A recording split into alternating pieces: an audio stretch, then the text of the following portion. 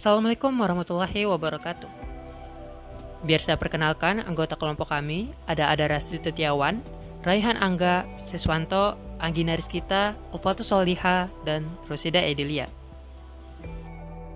Pada kali ini, kami akan mempresentasikan tentang zaman kejayaan Islam.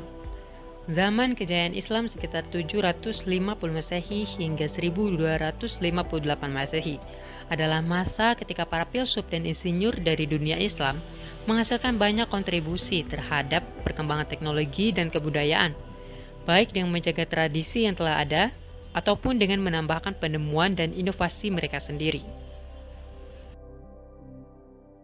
Penyebab masa kejayaan Islam.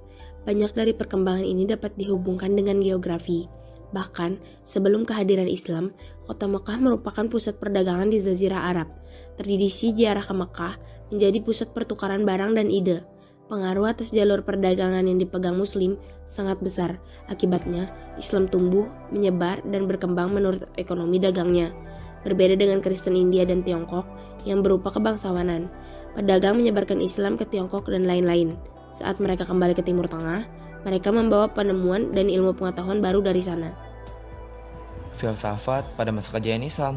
Dalam bidang filsafat, para ilmuwan dibatasi dalam menerapkan gagasan non-ortodoks. Namun, Ibnu Rushd dan Ibnu Sina memberikan kontribusi penting dalam karya Aristoteles. Mereka juga mengadopsi ide dari Tiongkok dan India yang menambah pengetahuan mereka dan mengembangkan Islam. Literatur filsafat Arab diterjemahkan ke dalam bahasa Latin dan bahasa Ladino, yang ikut membantu perkembangan filsafat Eropa modern. Sosiolog, sejarawan Ibnu Khaldun, warga Kartago, Konstantinus, orang Afrika yang menerjemahkan naskah-naskah kedokteran Yunani dan kumpulan teknik matematika Al-Khwarizmi adalah tokoh-tokoh penting pada zaman kejayaan Islam. Banyak ilmuwan penting Islam yang aktif selama zaman kejayaan Islam. Beberapa pencapaiannya: perkembangan trigonometri ke bentuk modern, kemajuan bidang optik, astronomi, kimia, dan memberi komentar pada Euclides dan Ptolemeus soal penembusan dan perjalanan sinar. Beberapa zat yang peralatan yang dikenal pada masa itu: alkali, alkohol, kaudah, dan sebagainya. Selain di Sungai Nil, Tigris, dan Efrat, sungai-sungai yang dapat dilalui tidaklah banyak. Jadi, perjalanan lewat laut menjadi sangat penting. Ilmu navigasi amat sangat berkembang menghasilkan penggunaan sekstan dasar atau dikenal dengan sebagai kamal.